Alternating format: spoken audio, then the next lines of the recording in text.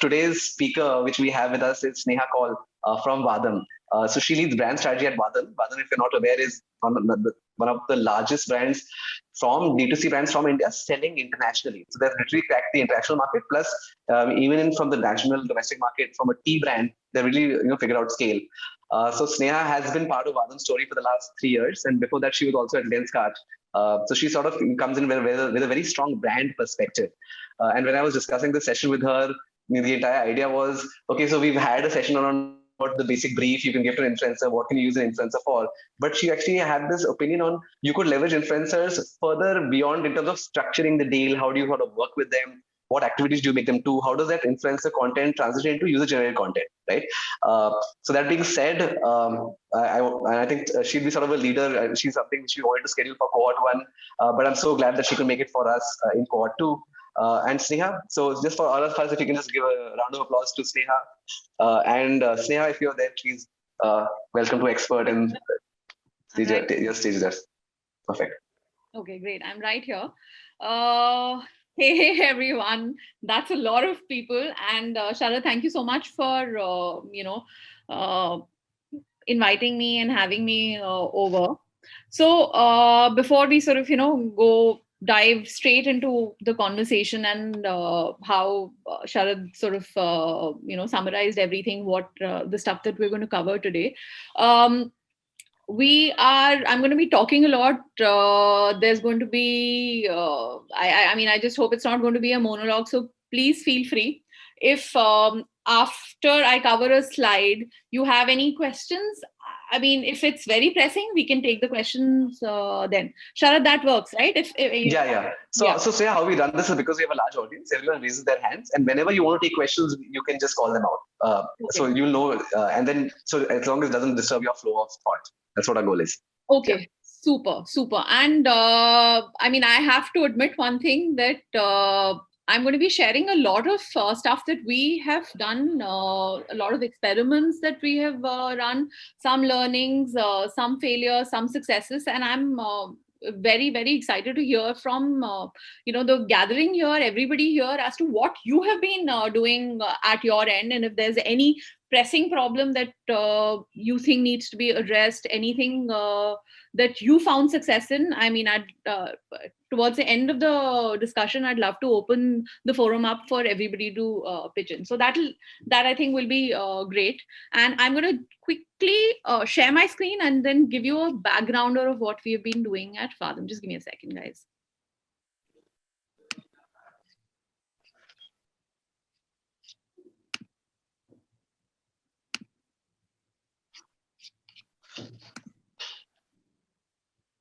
Perfect. We can see your screen. You guys can see it, right? Okay, super. Yes. Okay, hang on. Let me just put it on slideshow.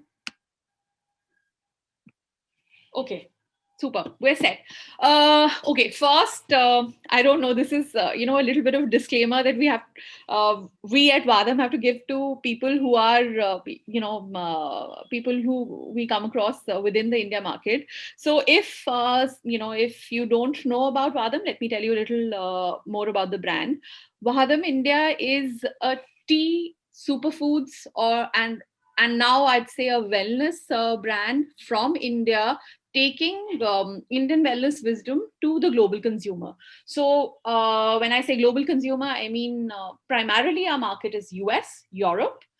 We are homegrown from India. India has not so far been our focus market. So you will see a lot of what we have been doing with respect to influencers, with respect to UGC, has been US focused. So the examples also are going to be US focused. The platforms are also going to be US focused.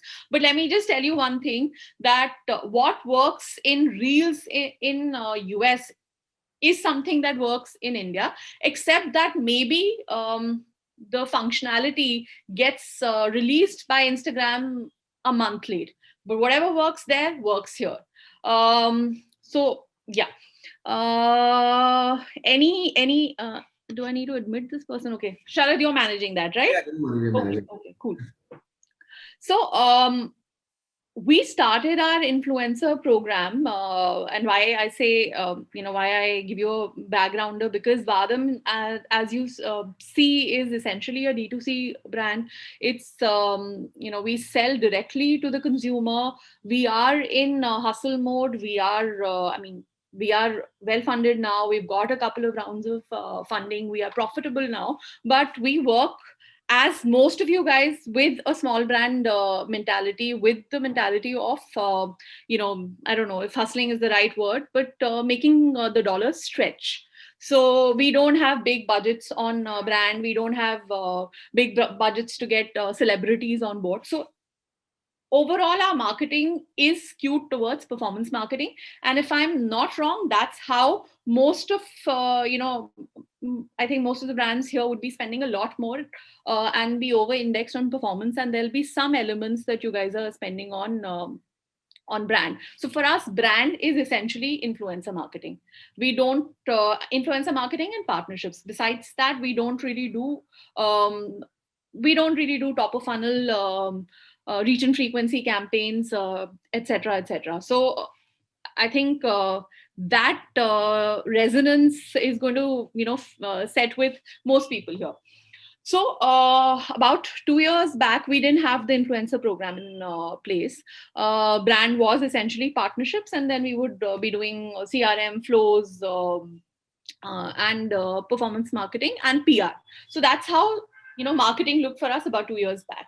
And we guys actually started out with setting. First thing that we did was we set a barter system in place. So we this was April of I think 2020. I had actually just come in, and we were told that no hires, and you can't really spend any money on brand. Let's just sustain. Let's just make sure that whatever orders we have, we are able to fulfill those orders, and we don't spend anything that's not going to give us. We're not going to spend $1 if we're not going to get more than $1 in return. So that was what we that was where we were. So influencer marketing, of course, everybody wants to dabble in influencer marketing. Everybody's talking about influencer marketing. So we also thought, okay, influencers, great, what do we do? So the decision was, okay, get influencers onboarded on revenue share. So don't pay them well, we can't afford to pay them anything, but if they sell something for you, we give them a cut of the revenue. Cut to say about 4 months after this, that process was a complete failure at our end. We had great influencers who agreed to work with the brand because they loved the brand story and they really liked the product. If I may say so, we have a phenomenal product. So they loved everything, but nothing happened really. So we didn't, neither did they make money, neither did the needle move for us. And we sort of ditched the program for after about 4 months of trying it. And we decided, and I think good sense prevailed, and we realized that if we need to build something, if we need to build an influencer marketing program, we need to look at it not as a plug and play solution. So we need to invest, and we need to look at the long term, keep the long term perspective in mind as we approach influencer marketing. And with this note, actually, and I mean, I'll tell you what we did after that and how we sort of took things forward. But with this note, I want to actually start off the presentation, because influencer marketing is not a plug and play solution. It's not that you have a campaign happening, if you think and you think that you can quickly round up a couple of influencers and it will give you the kind of results that you are seeking. You're better off not spending money on that campaign, because it's more often than not, it's not going to give you a positive return. So having said that, let's see what's the entire buzz around influencer marketing. So this hang on. Yeah, so this is just an overall session structure so that everybody knows we are where and what all is going to be covered. I'm going to quickly run you guys through stats from various studies for 2021. Then we discuss, I think it's fairly clear if you guys want to go over it, and then I can quickly jump to the first slide. Okay. So this is why I decided to include stats here, is that there's a lot of conversation. So, there's just a lot of conversation. Okay, let's include UGC, let's include influencers. And just a disclaimer for this conversation, when I'm going to use the term UGC, which is user generated content, interchangeably with IGC and UGC is the same block. So influencer generated content, user generated content, same block. Influencer marketing is nothing without UGC. So what the hell is UGC, and why is everybody talking about UGC? So some stats here, quickly going through these stats, and these are collated by Ipsos, Google, Kantar, and ComScore studies. These are the latest figures for 2021. So fairly, these are fairly relevant. So as a brand and as a business, you are looking at the journey from discovery, education, engagement, persuasion, conversion, and advocacy. So let's quickly see how UGC impacts all of these parameters. 48% of people note discovering new products through UGC on social media. I'm going to quickly go through it. This is, wherever you guys want to sort of stop me, you can, but this is fairly over 90% of customers are impacted by positive reviews and sorry, you guys can see my screen, right? Yeah, we can see. Seriously shopping for a product or service. 92% of consumers experience analysis paralysis when there are no customer testimonials or reviews to justify their purchase. So again, I'm just reiterating, within UGC, the whole gamut of whether it's a post, it's a video, it's a review, it's any content, it's textual content, it's video content, it's a testimonial content, everything comes under the purview of UGC. So reviews again will come under the purview of UGC. So this is a filter that I'd like everybody to use when we have this conversation in the preceding slides. 64% of consumers search for reviews about products. 92% of consumers trust the reviews and recommendations shared by other consumers more than ads. Then customer engagement is around 20% higher with UGC than with content that is professionally created. I can vouch for that. We have seen it. The numbers may be 20%, they might be 10% here and there, but we have seen this happen. Content created by end users exposes brands to new audiences. Clearly, when you go to an influencer, you are opening up your addressable market. Average user-generated videos about a brand are viewed 10 times more than official brand videos on YouTube. I remember somebody, I think, had put in a question about YouTube. So there you go.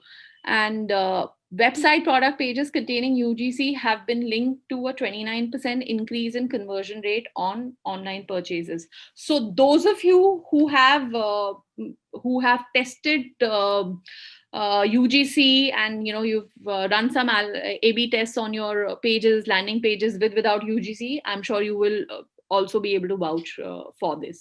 So overall stats from discovery to advocacy. And now, basis all of this data around us, if you are a brand, if you are a D2C brand, how should you be using what influencers, and what all should you be doing? Where all should you be using UGC within your marketing plan? So here we go. Sorry. Yeah. So influencers, how do you use them beyond organic social? I haven't, incorporated organic social here. So definitely use UGC on your website. So if you've got landing pages, you've got your PDPs, ensure if you have, depending on, how you've got your page design and what your category is. So let's say you've got, in our case, if Vahdam uses UGC on its main, in fact, on all pages on our homepage. Within the PDP, we have people shown as consuming the product. You could have somebody making a recipe if you're in the food, if you're in the food category. If you're in the beauty category, you can have somebody, a real person or an influencer applying the product. So essentially, you've got your great imagery, you've got product that looks amazing, you've got great mocks, but back it up with your product in real lighting with real people. You are going to see a phenomenal difference in conversion rates. Please test it out if you guys are not testing it out already. Just as I don't know how to do this as a, maybe as a poll or overall, how many people out here do you guys use UGC on your website? Yeah, maybe you can put it on Oh, chat. yeah. Chat or raise hands. Chat's going to be good actually. Okay. So how many of people in the cohort are already using UGC content on their website? That would be Raghav from Night Flight. Okay, Prachi, yes. Mahua also from Baggett. Okay. And that's it. I don't think we don't use any much on our own website. Okay, great. Shilpa from Just Amazing. Mamta from Zareen. Sneha, you can see the responses, right? Yeah, I can. So Karan also. Yeah. Okay, that's good. But that also means that there's a lot of people who are not using. So those of you who are not using, please incorporate UGC. You're going to see a phenomenal difference. And test, run your A/B test if you're feeling a little uncomfortable, and then see how it goes. Okay, then social proof. Now get your reviews in place. Get especially, you'll see product pages, you need to have reviews going. Get testimonials. Use influencers to create testimonials. Use micro nano influencers to create testimonials and put them on your pages. So mota, if I were to say, use UGC on your website. It's going to immediately help you in conversions. Then email campaigns. We have at Vahdam, whenever we send out a campaign with real faces, with UGC, we see better conversion rates, better CTRs, because that's how it is. So if you're sending emails and your email is a great way of storytelling. I know in India specifically, email does not perform very well, but email is a part of everybody's marketing plan. So do something different. Maybe you can send one email less, but do a roundup of your marquee product and show how it's being used by by your community. And I'm pretty sure you'll have you'll get good response to it. How do you use UGC on marketplaces? Now here, we work with Amazon US. So there are a couple of features which have already been tested out in Amazon US, called Amazon Live and Amazon Posts. Now, I don't know how relevant it is for you guys, or if there's anybody, is there anybody selling internationally here? Those who are selling, maybe you can put on chat. And there are a few people. Karan is selling internationally from. Okay, so great. So great. So if you're selling internationally, okay, great. Lot of names. So if you're selling internationally, some of you are going to be on Amazon. So great way to you utilize influencers for Amazon. One is the standard, like I mentioned, that you include UGC as a part of your product cards. Test it, see if you're getting a good response. Well, 9 out of 10 times you will get better conversion rates. Okay, utilize it in your A plus content. That's one way of using it. But if you're selling to the US, and at very soon Amazon will release Amazon Live and post functionality even in India, uh, start doing lives. We've been doing Amazon Live. So Amazon Live is essentially, it's essentially live streaming, live commerce on the Amazon website, influencer led. So you have a host who takes a session there. You could, you can do 20-minute sessions, 25-minute sessions. Get your um, get your influencer on board, and they invite their audience. The audience comes and they talk about uh, a particular product, or they talk about a particular deal, or a particular sale event. All of holiday season, which is the biggest sale event for or which is the biggest period for anybody who is operating in the US market, we ran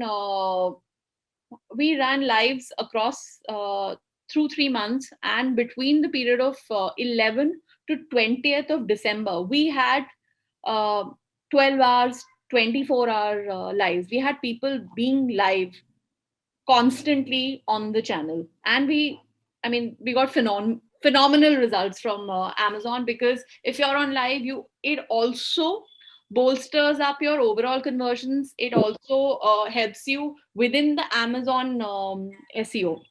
So of course, I know this may not be relevant to everybody here, but this is something to keep in mind if you are already present in the US market, already selling through Amazon. If you're selling through Walmart, Walmart also has lives. We have personally not yet done lives for Walmart, and we are influencers we've used essentially for Amazon lives. But if anybody is selling to Walmart, can also consider that. Then Yeah, sorry, one more thing. I think Mahua also from she raised her hand. She was from baggage. She might want to make a comment. Yes, yes, Mahua? yes, please. Yeah. No, I just want, no, I think thank you so much. It's a very important input. Thank you. It's a new learning for me. I just wanted to understand from you, maybe I can connect with you later, because I want to develop the Amazon.com market internationally. Okay. And the video streaming, etc. If I could connect with you and understand either now or later in terms of costs, in terms of how it works, how do you get the influencers, that would really help me a lot. Yeah. I Not a just wanted to problem. reach out to you. Yeah. Thank you so much. Please feel free. Thank you. Okay, great. So then, of course, it's the usual content creation. Of course, please don't view your influencers as somebody that you get on board. They put a post for you, you put a story, you've got this bunch of things going on for you, and you do that on social. Please look at them as a powerhouse of content, because if there are people from the creative side here, and there are people from the campaign side here, the campaign managers and creative managers, I know there's this tug of war happening all the time, right? So the campaign managers are essentially saying we need more content, we need to test more content, and the creative team is like, where do we get more content from, right? So there is content is key. It has always been key, except that the rate at which you need content today is unprecedented. You're 6 years back, 7 years back, 10 years back, um, a brand would do 3 large brand campaigns, right? You'd have 3 TVCs, and you'd do some amount of digital. Today, a brand, there's every piece of content doesn't have shelf life of more than 1 month. So your teams are constantly looking at constantly looking at connecting with the consumer, and you constantly need content and production. The cost for production, cost for getting videos, cost for getting high quality imagery, aesthetic imagery is very high. I mean, it's great if you're doing a couple of it's great if you're doing just couple of campaigns, but if you're constantly looking at connecting with the consumer, you need a crazy amount of content, and you can't do it. I mean, you really can't do it at a reasonable and sustainable manner just by an agency or doing it via certain production houses. It's not feasible today. So you need to look at your influencers as a source of reasonable, good quality content.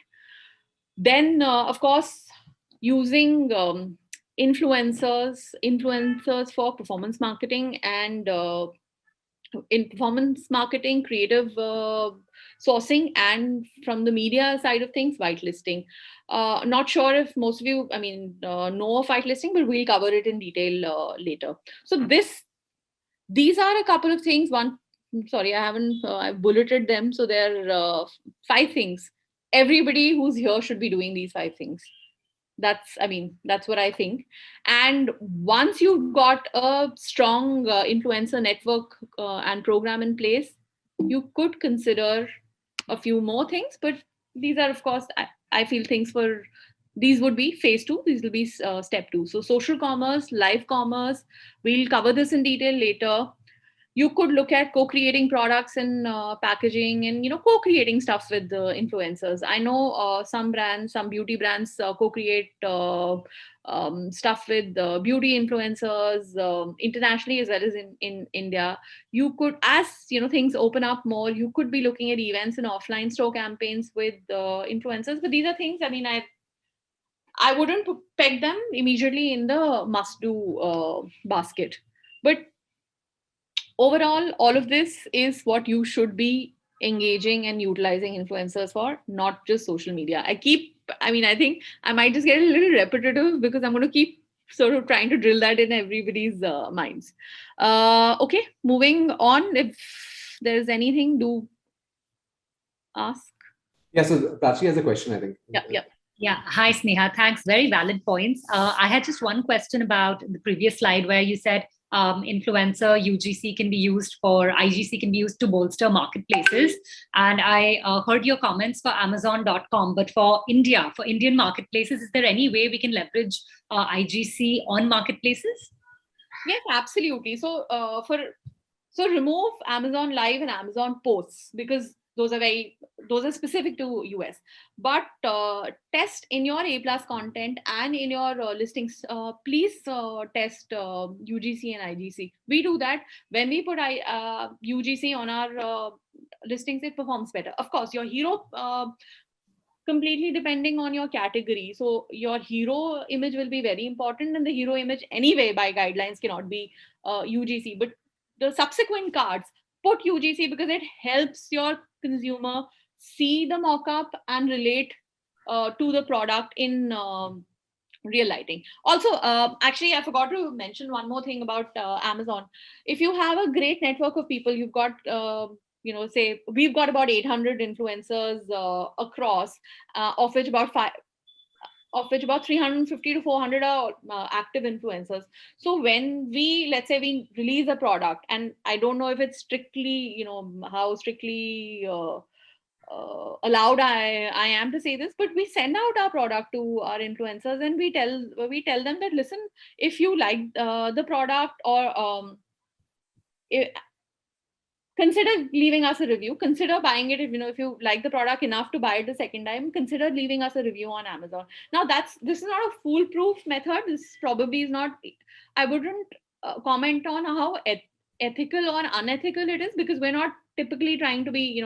We're just sending them the product and telling them that, okay, consider, if you like it, buy it again, and we don't pay for the product. In lieu of the reviews, but we do send out stuff to our influencers. That's also, you have to think of hacks, essentially. How do you utilize your influencers to sort of bolster these things? So essentially that. Right, got it. For A+ listings, given that Amazon is so strict, we didn't think that UGC or IGC is something they would allow, but definitely now we'll try it out and see. There's no harm. At the most, they won't allow it, but at least we can try.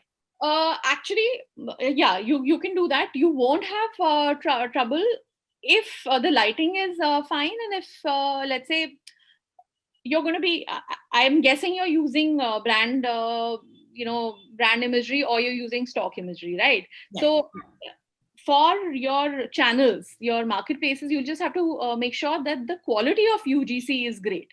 Absolutely. Yeah. So if the quality is great, then there won't be any issue using UGC on either places.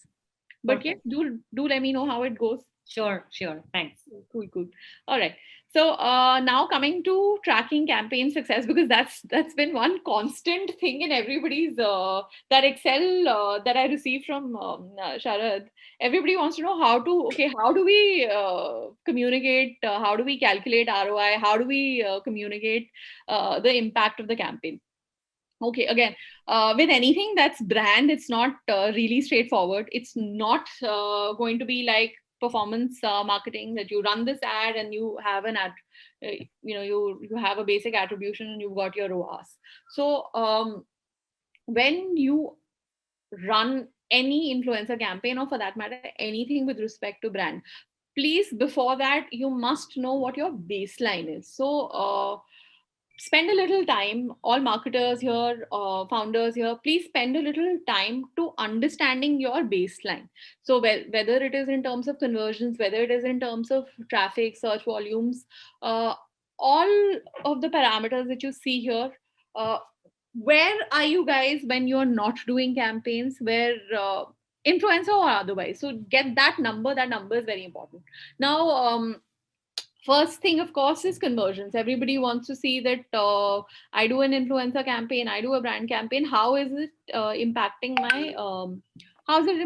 my sales, right? Straight away.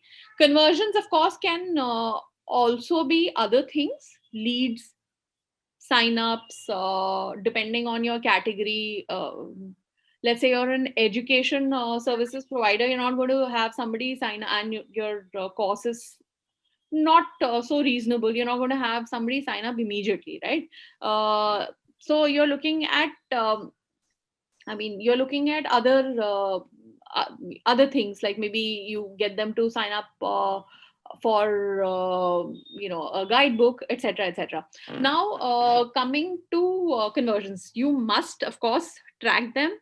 If you're tracking them before the campaign, just be very clear about coupon codes, be very clear about your affiliate links, UTMs, etc. Just make sure that the journey is not broken, so that at least you have some data. That data is not conversions will not give you a complete view of how successful your campaign has been.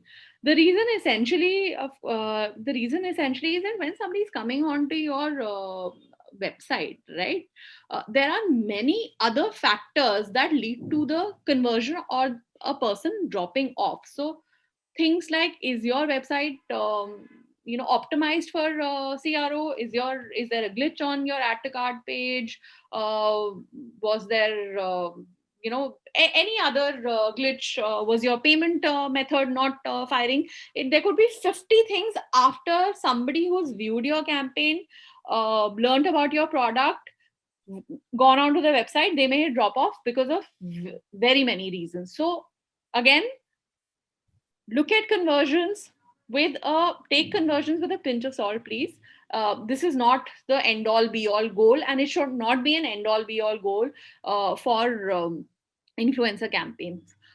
The other thing that I also wanted to mention is that you also need to know whenever you start off an influencer campaign, you need to know what you're looking at achieving. So I'll give an example from Lenskart. So when we started our influencer program, we also started our influencer program about 3-4 years. I think we started the program about 4 years back.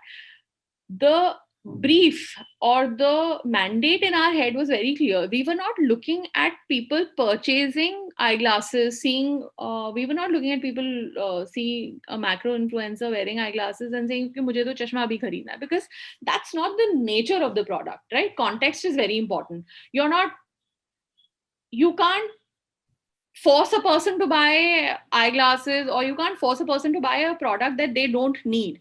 However, what you need to do, or what marketing needs to really do, is that you need to place yourself, your product, your proposition, your promise in the mind of the consumer, so that when they do require the product, right? So when I do consider buying a pair of eyeglasses, the first name that pops in my head is Lenskart. That was one of the things that we were looking at in terms of influencer campaigns. The second thing was, we wanted to shift the narrative from being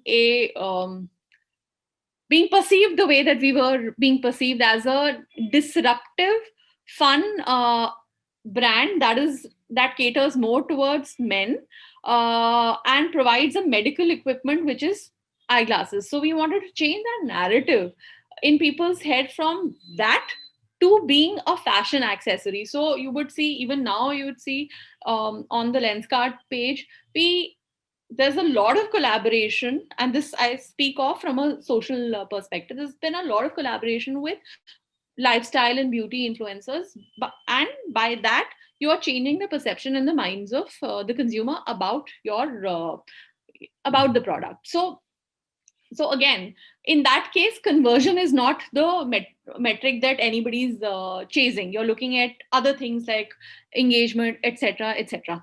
Anyhow, the second thing, which is very key, which I think everybody should have their sight on, is traffic. Now, typically, if you are running a campaign, it should generate traffic. If you are working with a macro influencer, or an influencer with or a, say, celeb, if you invite a celeb to do a post for you, or you do a celeb campaign, your traffic should get impacted. That is a definite correlation. If you're working with micro influencers, please don't look at this KPI, because micro influencers together can create surround, but your traffic won't be impacted if you're looking at working with smaller influencers.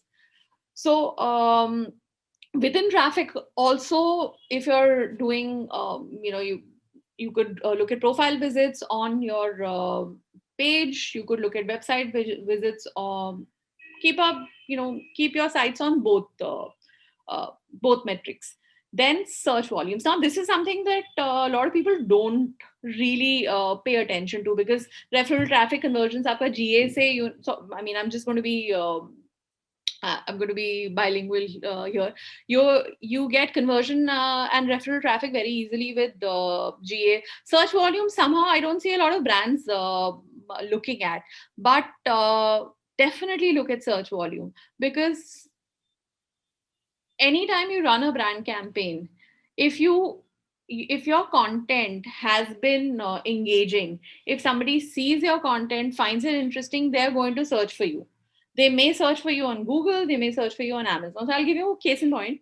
We did one campaign with Malaika Arora, which was essentially an influencer campaign. So she's not, she's not our ambassador, but we ran a post, and we promoted the post, boosted the post, and we did this for a certain amount of time. And what we ended up seeing was that led to the product that was being promoted, the searches on Amazon, which is where where a lot of our product, 80%, 70% of our product is sold on marketplaces. We saw the searches surge up. So if for the influencer manager running this campaign, it was clear that this was a successful campaign. So it will not always see anything that you're doing with respect to brand is not always going to translate into conversion immediately. It will run its course in terms of the steps in the funnel. So search volume, please keep your sights on it. If there are any influencer managers here, please make sure when you are when you're building a report, do include that. Founders here, make sure you ask your team for search volumes. Then of course there's reach and awareness. You run you're running any particular content piece. If any non-influencer content gets a reach of x many million people, influencer content, and the reason why you are looking at influencers and engaging with them is that it amplifies your reach manyfold, right? So and this would be again true for bigger sized influencers. So I'm just that's a disclaimer that I'm mentioning here. So just keep your sights on how many people was your campaign able to reach uniquely, because then you also have that is your addressable market. Check to see how many are existing, how many are new, how many people are new prospects, and then you pass these people on to your performance marketing team, and then they can sort of create remarketing campaigns. But keep your sight on reach. It's important when you're running influencer campaigns, you should be reaching maximum number of people at least at a 3 frequency. So keep that in mind. Then audience growth can also happen. Audience growth can happen if you're, let's say, running certain kind of things, giveaways, etc. But audience growth, look at audience growth over a larger period of time to actually assess good quality of audience.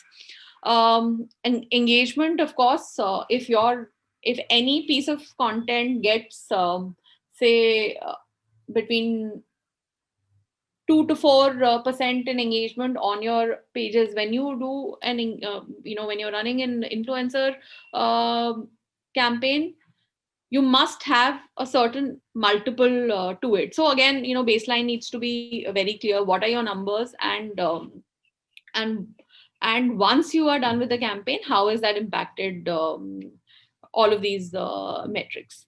Then coming to brand equity scores. Now, I don't know how many of the people in the audience run brand equity tracks, but this is more of a long-term exercise, a periodic exercise. If you guys do, let's say, quarterly or bi-yearly tracks, anything that you're running on influencers front will get impacted on your will have an impact on your brand equity scores. Your equity scores will be positively driven up if you have substantial inputs that you're putting in influencer campaigns.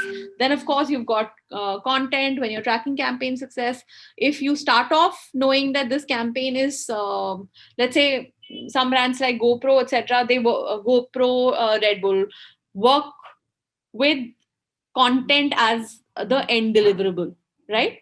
So content could be another thing that you track, but I'm pretty sure that content is going to be more like a byproduct when you guys are considering these KPIs. So this is overall when you're structuring a campaign report, when you're structuring a campaign, what should you be looking at? Anything here, guys? Anything you want to ask, or I can sort of... There are a lot of questions in chat, but I also want to give you a heads up on time. We're at 2:20 because we have a lot of slides to cover. I think we'll want to yes.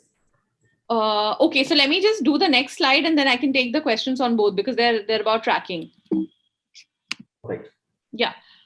Then coming to evaluating influencers, who's a good influencer, etc., etc. So the first two are hygiene metrics. Okay, followers, of course. You're looking at a campaign. You're looking at reach. You're looking at audience. You're not looking at content for the time being. So this, I'm talking about say a campaign where the end objective of the campaign is not to get 20 pieces of content. So if it's not that campaign, you're going to be looking at basic followers, fair and understandable to everybody. Then engagement. Now engagement also, there fairly standard engagement rates by influencer type and by medium. Instagram, if you have macro influencers, celebs, their engagement rate is under 1, somehow somewhere between 0.8 to just on this side of 1. So know that when you're looking at people's when you're looking at profiles, somebody with an engagement rate of 0.5, please don't consider them if they're in the macro bracket. In the micro and the smaller bracket, you could be looking at anything between 2 to 4%. Higher the engagement, the better it is. Now, having said that, you also need to spend time looking at the quality of engagement. Look at, just comb through at random, pick up posts and comb through the posts and see what is the context and what kind of comments. So if you're seeing, I wish I had put a screenshot, heart emojis, and you're seeing flame and nothing written, please know that there is there's something fishy there. This could just be bots, right? So do that. Please go over the usernames.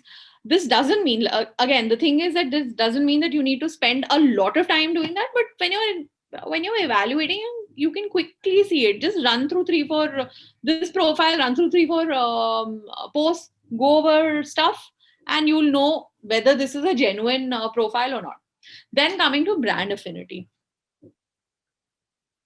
Just getting an influencer because the influencer is big and has reach will not work. You need to get an influencer whose content, whose profile matches with what your brand sort of stands for. So you've got, let's say, you're a chips brand, for example. I'm not talking about healthy chips. Sorry, I'm not able to think of any other example right now. And you're targeting, say, you get a yoga instructor on board. I don't think that'll work very well unless you create some really kick-ass connect. So we work a lot with the yoga influencers, and being positioned as a wellness brand, there's high affinity, and we get really good results from this particular cohort. So you need to find your cohort. You need to find people who resonate most with your brand, and usually the answer will come from your persona. So what's your C1 consumer? What's your C2 consumer? Basically, who's your core C1, C2, C3, and basis that you figure out your influencers. There should be affinity with the brand for sure.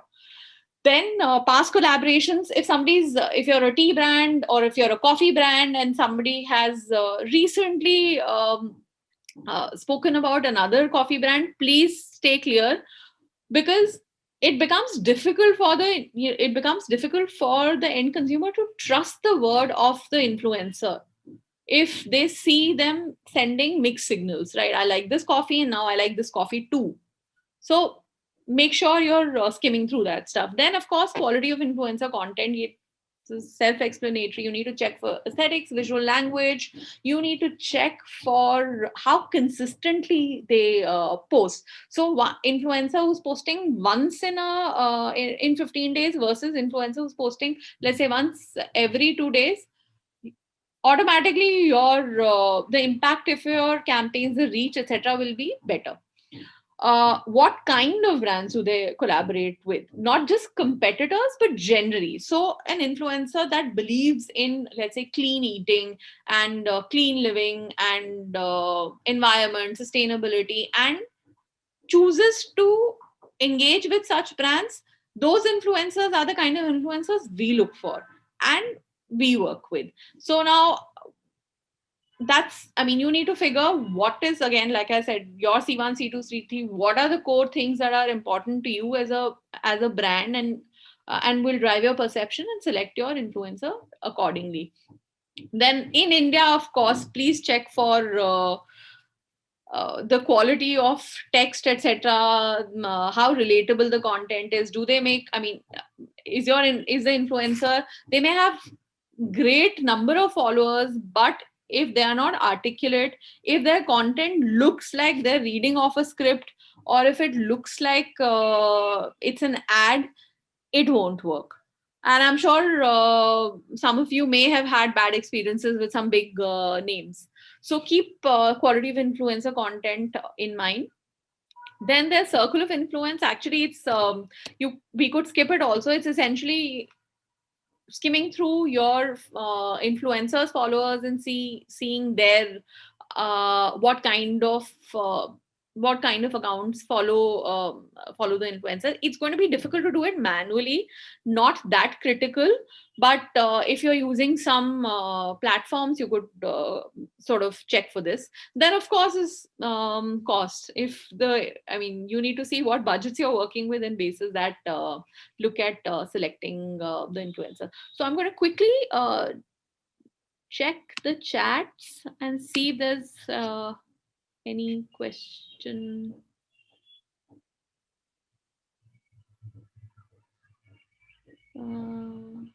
Okay. Sayog has a question. If you want, you can unmute and ask. He just raised his hand. Yeah, yes. Sanyog, yes. Hi.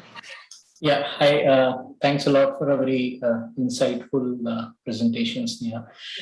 So my question is a little basic. So in terms of, we typically work with a lot of micro influencers in Indian market, but we have struggled to do that in the US market, and especially getting onto the barter deals. So generally, what should be the strategy? Should we go through an agency? Because again, in US, then it cost in dollars become prohibitive. So how do we reach out to influencers in the US market, and what kind of deliverables should we expect from them generally? Okay, so it's the same as the Indian market. The only difference is that there's a time difference. So the process will be slower. So if you there are two ways to do it. Do you have an influencer manager, somebody dedicated to do this? Kind of like we have a small in-house team, so we do it in-house. So if you have somebody who can be dedicated with, let's say working with an intern to be making the reach outs, please do it in-house. It works better, and utilize platforms for specific things. If you don't, then there are platforms that are available through which you can reach out better, and it'll save time. So Referazon you can use for selecting Amazon influencers. Somebody asked here, so please check out Referazon. You should be able to do it. And just a basic Google search, you'll find many platforms. So the platforms will range from very expensive to moderately expensive. Again, you'll have to try a couple of things. We built it organically. We built it with a person making the reach outs to these people. So I would suggest, if you have the manpower, please, they should be reaching out to influencers and constantly being at it in terms of identifying who will work for your business. It's not that difficult, but again, the thing is, if you have a time frame in mind that I will crack or we will crack a great campaign within 3 months, no, it'll take 3 to 4 months for you to have a robust base, because you will crack somebody, you will talk to them and then send them the product. There's the shipping time, they will use the product, they'll give you some feedback. That process will take time, and it should happen simultaneously, parallelly. So get your people to start reaching out, send out emails, DMs, etc. I've covered how to do this also a little later in the in the slides. So how do you go about sort of convincing people? That also I'll cover. So maybe, if I could cover it then. Anything else specifically? My short answer is that if you have the bandwidth, please do it internally. Yeah, got it.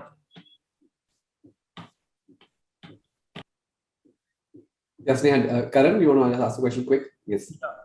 So talking about brand affinity, there are, we work with influencers, and many times there are, influencers, they reach out to us, like, but sometimes, like, we feel that probably, like, they might be not matching our aesthetic, or, like, might not be a good fit for our audience or something like that. Should we, like, just decline it, or, like, probably do it but not post it somewhere on our page? So any tips on that end?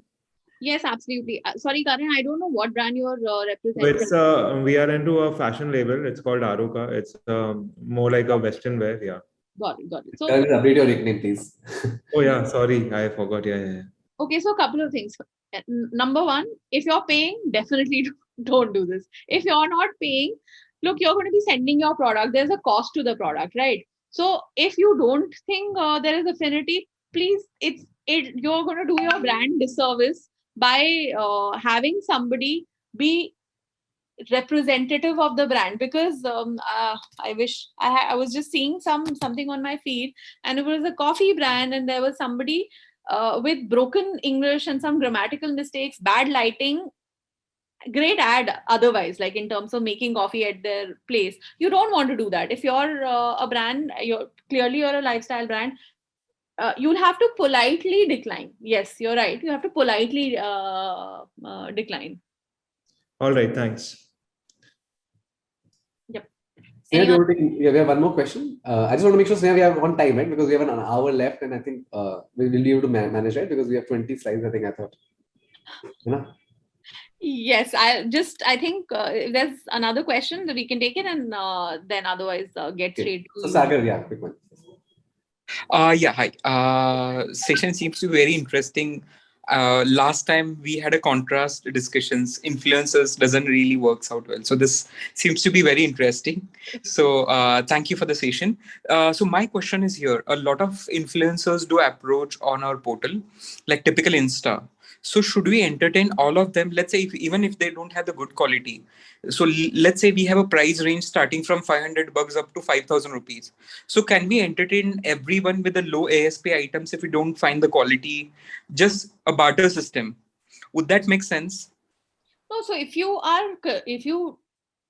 see anybody at your end, your team needs to be seeing the profile. Please don't send out products because there's a cost to the product, even if it's $10. But there's a cost, time, effort, and real product cost, right? So, of course, if it's really bad, don't consider them. But otherwise, if it's a reasonable average to above average account, yes, please put them in your barter community. Definitely. But if you can build them as your barter community. Yeah, but that count we could utilize as a content on the website, or maybe let's say images for our content generation. So it's not only, it's a barter purely. So the content it would be a content generation tool with the help of barter system. So that content could be utilized for ads, social media ads, or 100%. But like you said that, we get a lot of queries. Now, if the person has great content, you should pay them and get content also. Understood. But clear. There are two things. Either they have great content or they have great following. If they have neither, in fact, they have hardly any following and bad content, I'd say please steer clear. Perfect. Got it. Thank you. All right, quickly now, barter or paid, micro or macro. Here again, a lot of questions. So when you are looking at building a community, right, you need to understand this is a very relationship based sort of program. This is not just you're paying for a service and somebody does something for you. So you'll have to understand the POV of the influencer and then match it to what you need. So anybody, any blogger, influencer, Instagram artist, creator is either looking at growing their audience, or they're looking at growing their reputation, or they're looking at improving their monetization. These are the three places where people reside, right?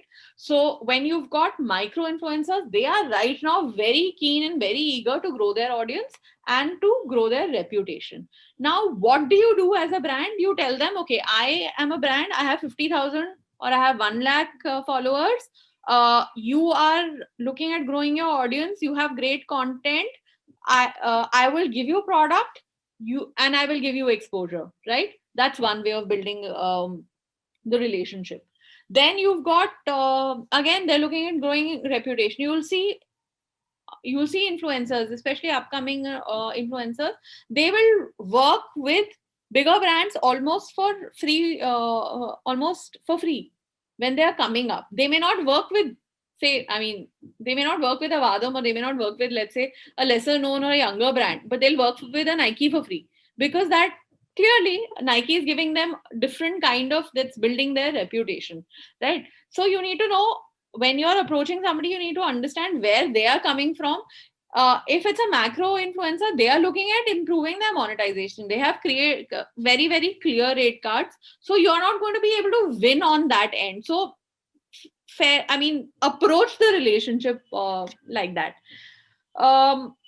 Brand, of course, is looking at either acquiring content, reaching in audiences, pushing your product or selling, or they're looking at building credibility. So if you are looking at acquiring content, again, I would say work with micro nano influencers. Not as a blanket, you need to check what kind of content that they create. Of course, you acquire content from somebody who's great at creating content. Then if you're looking at reach, improving the quality of reach, going to a cold audience, just increasing the reach, go to a macro influencer. You won't get reach from micro influencers. You're looking at pushing a product or selling, this becomes slightly tricky unless, let's say, you're speaking to a Kim Kardashian or somebody like that who can really sell the product. So even influencers will not be able to sell your product just like that. But if, say, you're a beauty brand, test out certain people who are domain experts.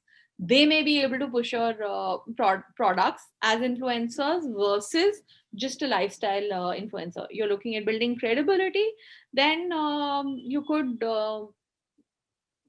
even consider celebrities, because celebrities also now have come into the fold of digital marketing. And while they may have larger endorsement deals, they are available to brands for those micro deals where they give you rights to boost the post, and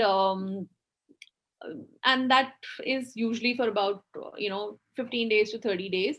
You can utilize, and at a fraction of the cost, so you can utilize the celebrities' influence, build some credibility for your brand without getting into an arrangement or a commitment, which is an ambassadorship or an endorsement. So that's that.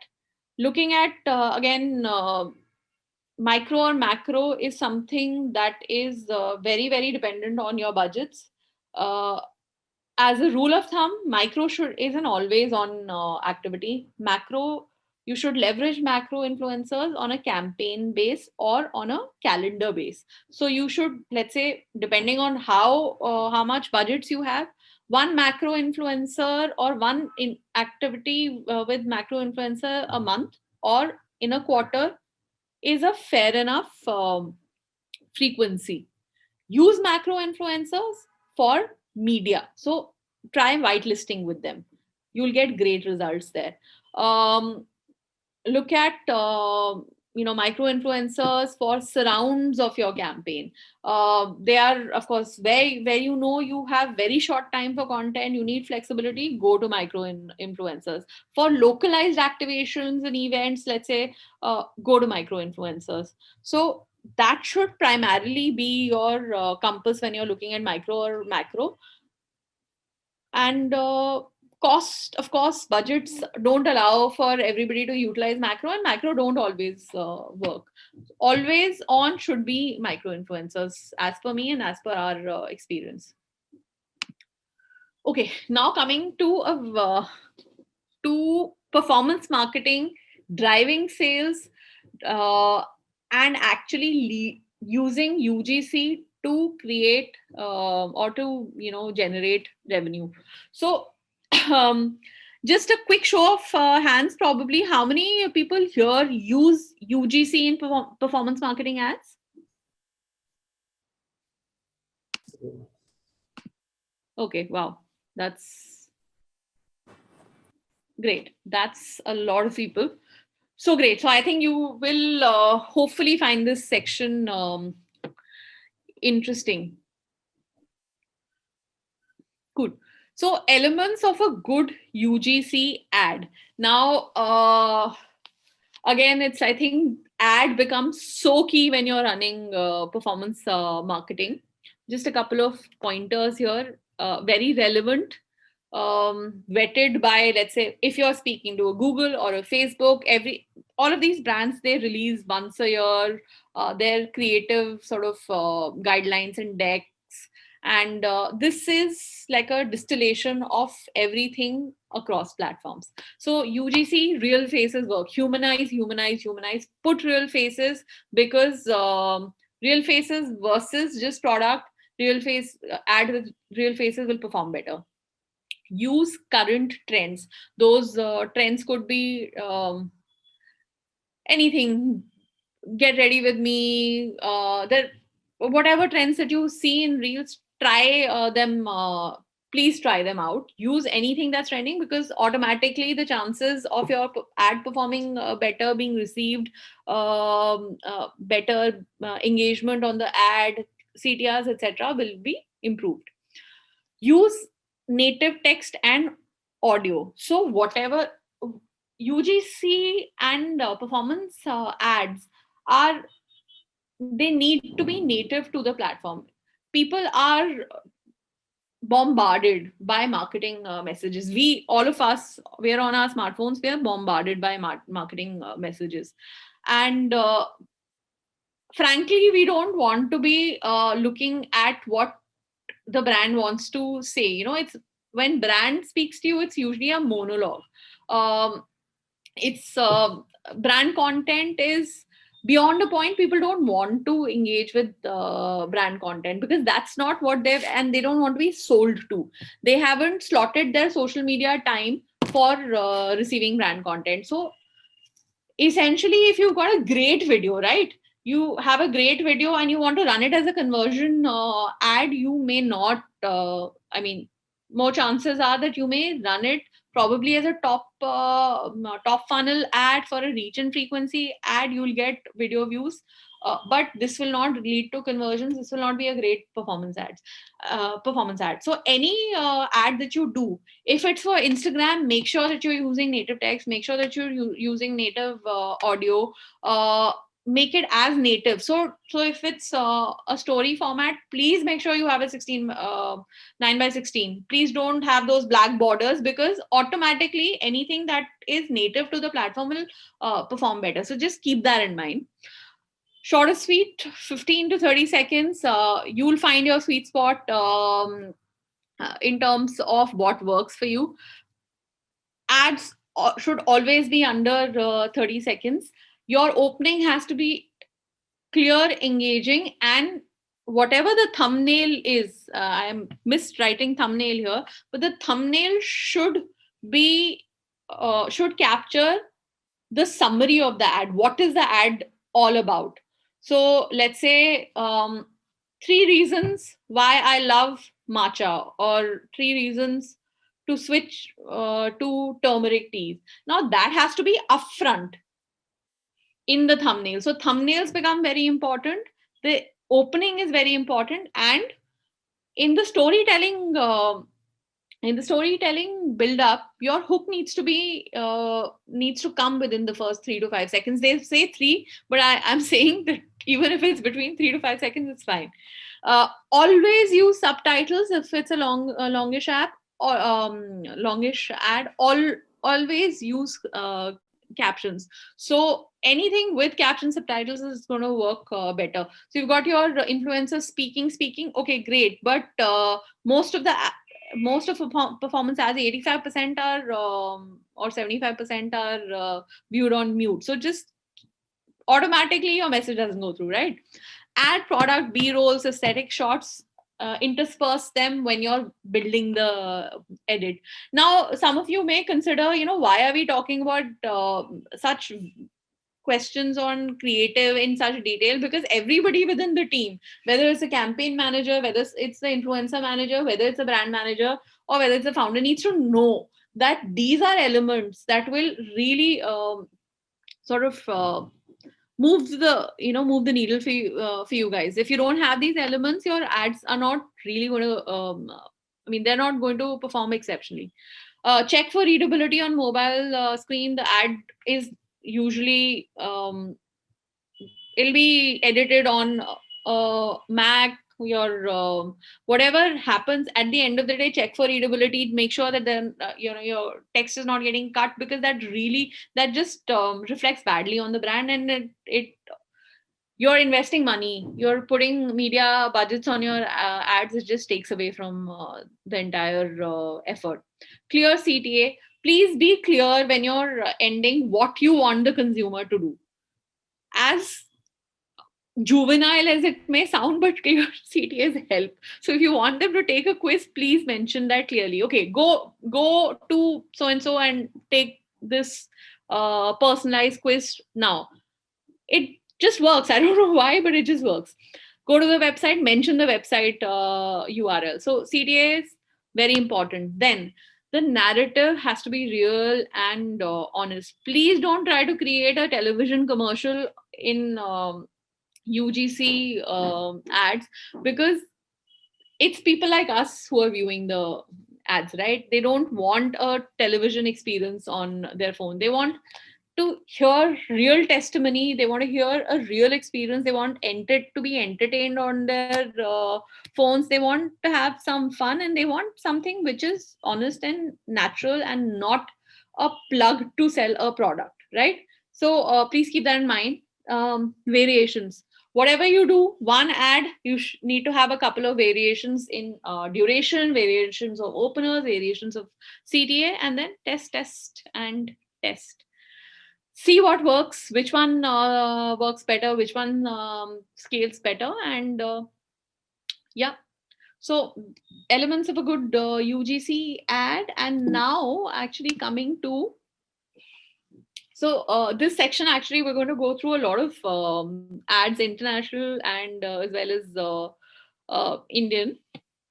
These are all ads which have either scaled to 7 figures or had great impact in terms of brand lift. All of these are successful ads. So let's say I'm just going to Jones Road. Actually, I'm just going to open these while we.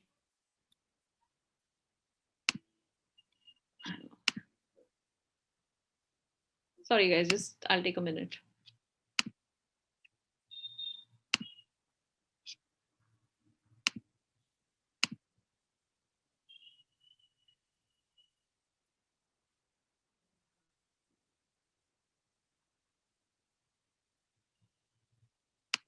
Sharad, while this opens up a quick time check, how much time do I have? It's 2:50. Normally we till 3:30. So we have another 40 minutes. Okay. So I'm going to quickly show you 2 ads. I think it's, I'll just show you the Vahdam ads so that you know. These are our best performing UGC ads from the holiday season. And these don't have the captions because, I picked them up from our master folder, but you'll get the drift. I just came across the ultimate gift for you. Just checking, is the sound on? Yeah, we can hear. Perfect. You or your family members this holiday season. This is the ultimate advent calendar for any tea lover. It's by Vahdam India. Let's open it up and take a peek inside. This set includes 24 unique, luscious blends of tea, one for every day of the month. Some of my favorites include berry cinnamon, chai, and pumpkin spice tea. This is such a fun and healthy way to bring in the holidays. Check out their website now for up to 60% off gift sets. Okay, listen up, guys. With the holidays right around the corner, you need to start thinking about unique and fun gifts to be able to give your family and your friends. And I think I've got that problem solved for you. Let me just walk you through the Vahdam India Advent Calendar, because this thing is going to be a game changer for your holiday season. It comes with 24 unique and luscious teas. And right now, they are actually offering it for up to 60% off on all of their different gift sets. So this is definitely worth checking out if you want to be able to buy a fun, cool, unique gift set for the holidays. Nothing to write home about. in terms of production quality, they're very average ads actually, but they performed exceptionally well for us because they're real. They're in the native format, and within the holiday season, I think amongst these two were amongst our best performers, and this product sold out twice. So yeah, now I'm not going to. Can I ask a question, please? Yes, go ahead. Hi. Do you have a country-specific Instagram handle, or you just have one handle for global market? We have one handle for the global market. Okay, so there's nothing regional or local specific to any of the markets. You catering in the Europe, US, the same handle. Yes, the same handle for Instagram as the Instagram official social channel. But of course, when you're running ads, we have different accounts to run ads from Facebook. So US is a different account, India is a different account, Europe is a different account. Okay. Thanks. Does that answer your question? Yeah, I just wanted to know if in case you're going very regional in terms of social media, like, we have a different social media account in New Zealand, UAE, very soon in different GCC countries. So we've got different social media account, but you just want to know if how are you guys positioned on it? No, it's a decision to keep it one account because it becomes very difficult to manage various accounts. You've got to do equal justice. So the effort is the same, whether you're catering to 100 people or you're catering to 1,000 people. Right. So that's something that we're not addressing right now. We are, as we are positioned as India for the world, right? So the products are the same for, we've got turmeric tea, which is for the US consumer, which is for the Indian consumer. So we feel that works for us right now. We might consider in the future. What are the sales channels right now? You've got your website and Amazon. These are the two channels, what I understand. Or are there more?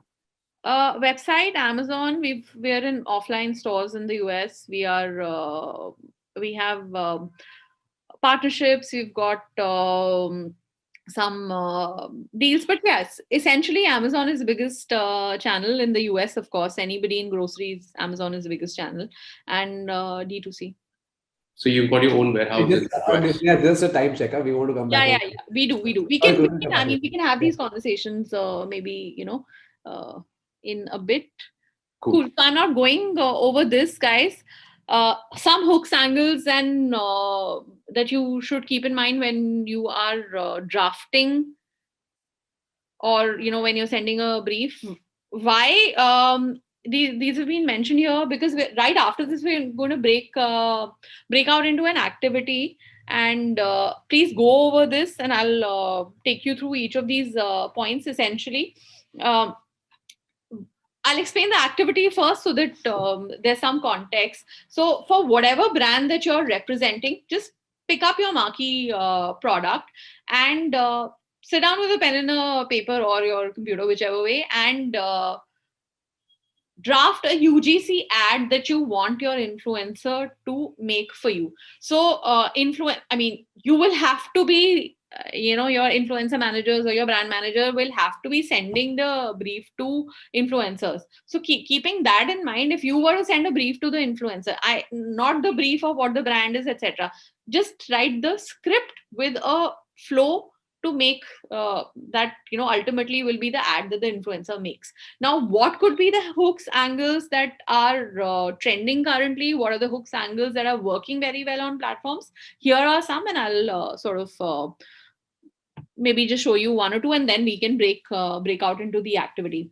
What I ordered versus what I got. Not showing you the video, guys. It's linked here. Later on, you guys can see it.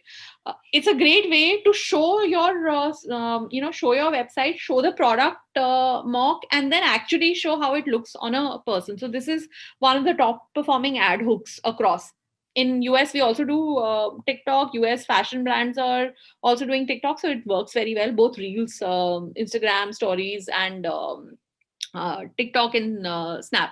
Then get ready with me. Get ready with me is something that fashion, people from the fashion industry can utilize. You've got beauty can utilize. So you've got your makeup application. You show your products being used, and towards whatever the last 2 or 3 slides, we're short on time, so I'm not running you guys through these links. I'd actually put in the links. Then you've got your morning ritual, day in my life. So if it's a consumable, this is a great hook to utilize. 3 reasons why. Okay, 3 reasons why I like. Okay, let me just show you this. It's fairly, I'm sure, self-explanatory, but I'll still run this once.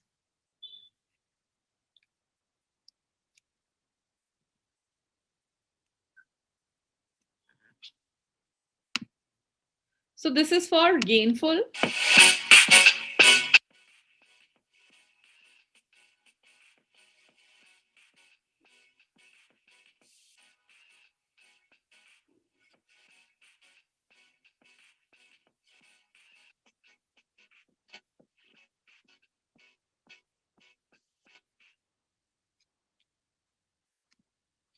Then another format is green screen. So Instagram also has a green screen functionality. So you can have the well, let me just show this to you. Actually, it's better. You've got a host in front, or you've got the influencer in front, and you've got a screen. So you can impose your website. Try on haul with Fabletics. This is the Dazzle 2-piece outfit, and I got it in a size small.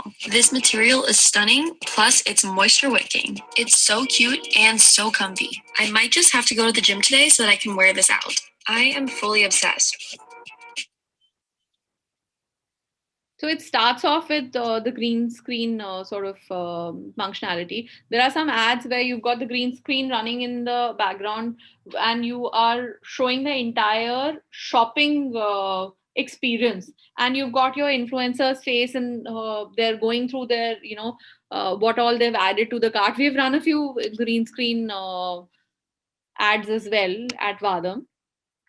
Voiceovers.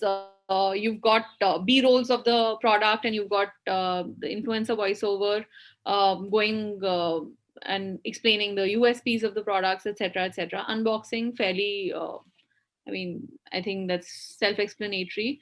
Testimonials, personal stories, these are very important because these ads essentially, they communicate directly to the persona that you're speaking to. So the person who's viewing your ad needs to be able to see, okay, I am this person, I face this problem, and if it's working for another person with a similar problem, another person who's in a similar life stage, it'll work for me as well.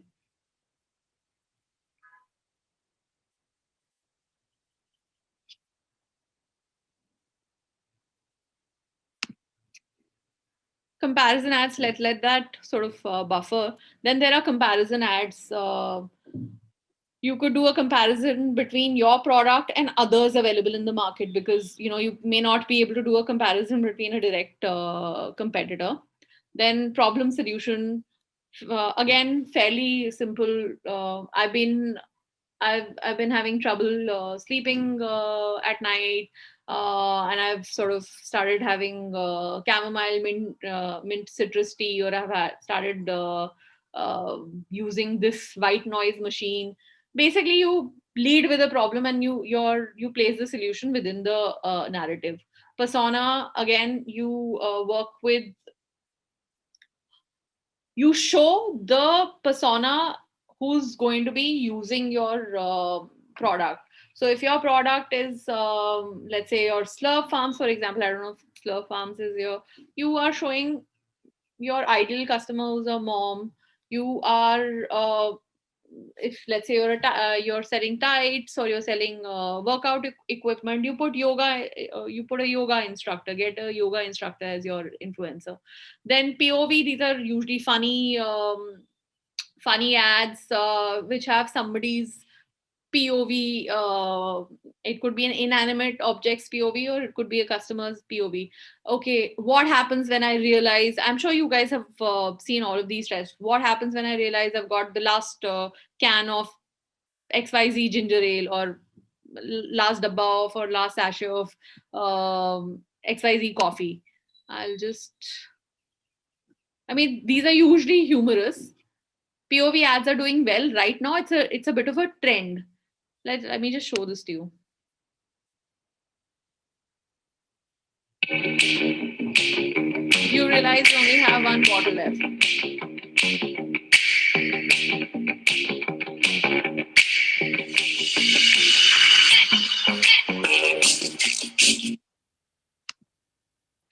Then straight up reviews, taste tests. I tasted this coffee and whatever, tastes amazing, etc., etc. Then there is another hook. What I found on Amazon, what I found on TikTok. Amazon finds, TikTok made me buy it. What I found in XYZ place. So that's also another hook that works very well. Then there's benefit driven. 3 benefits of turmeric, and then you show the benefits, and you place your products. You slide in your product. I tested the new ultra gloss lipstick from XYZ brand. So that's another way of sort of utilizing UGC content. Then shopping also. If you are present in offline stores, you could try something like this. You have influencers go to the stores and create ads. So this is like a Costco shopping haul for the same brand. Let's go stock up at Costco. Harlan's Harvest is my absolute favorite of all time. It is now available at Costco. It's hydrating, refreshing, delicious, and it's great for smoothies or even just on its own. I truly cannot get enough of it, which is why I actually buy it in bulk. Find it in a store near you. So for a lot of CPG brands, you see that you're selling brands that are focused. You're selling more offline or through marketplaces. So this is a great way of telling people that go to the store and buy it, because that's where they buy it in any case. That we are now available at Costco. So these are some of the hooks, angles, and variations you should definitely try if you're not trying all of them. But for each product, you should at least have 5 to 6 hooks that you try. And Sharad, we can break out into the activity right now. Yes, I think there's a slide. You are buffering the testimonials one. Can we see that, please? Sorry? You are buffering the testimonials one. Yes, if you could yes, please see yes. that. Yeah. One sec.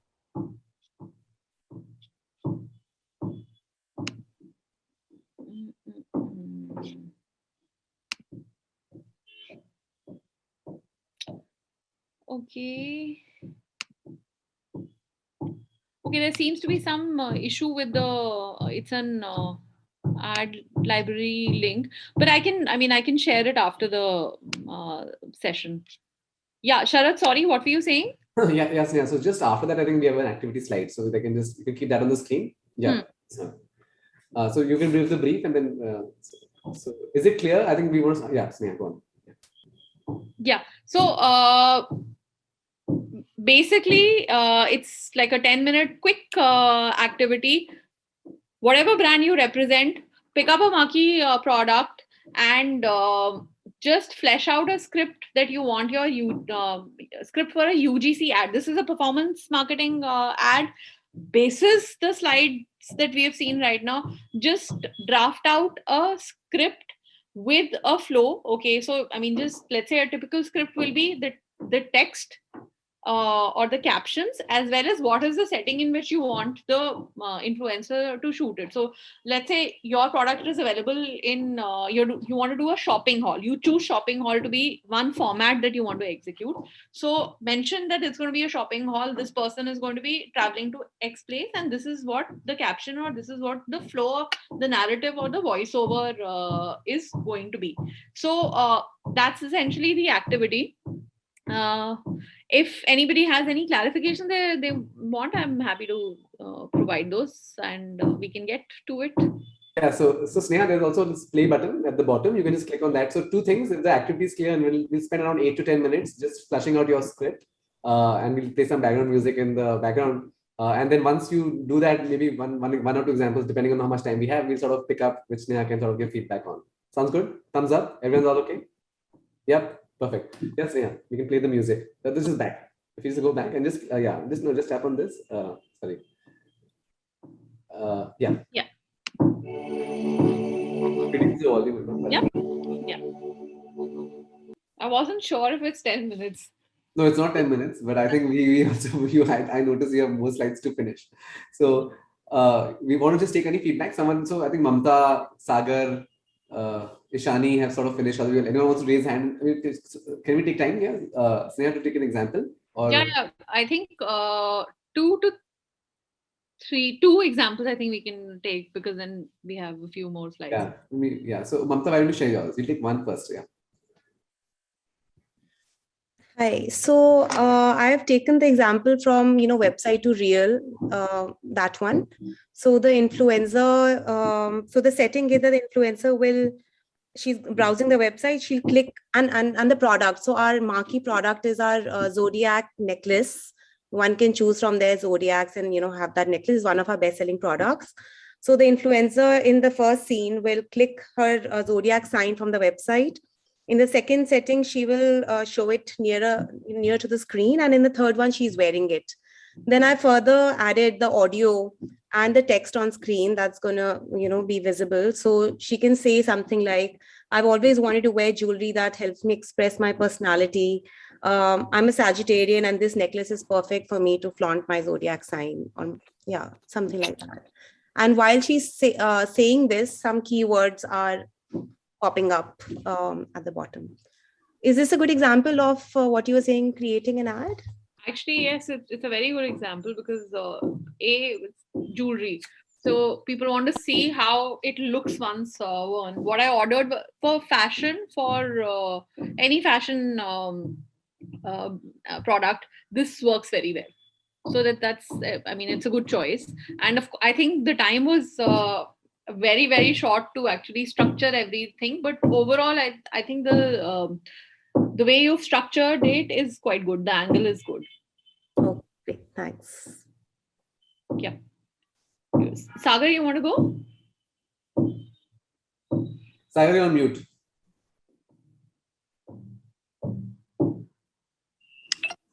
Yeah. So I'm gonna. My voice is clear. Yeah. Yes.